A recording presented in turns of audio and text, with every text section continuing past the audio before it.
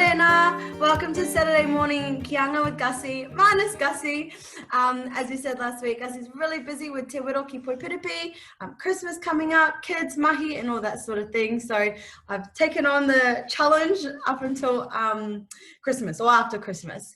So we've got a couple of helpers, a couple of guests. Manuhiri, this is my son and my daughter. So they're having a shared birthday today. It's actually Te Ore's birthday celebrations, but we just join them in together because it's easier. So you guys going to help me? So this morning's Kīanga, we'll see if we can get them to say it with me. Darren, you're going to say it with mummy? Ready?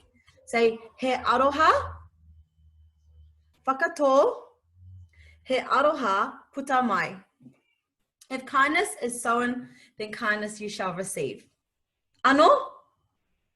Say it with mummy. Can you say it, Hannah? Ready? He aroha. Say it. He.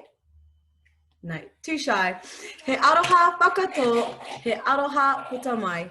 If kindness is sown, then kindness you shall receive. If you put kindness out into the world, kindness will return back to you.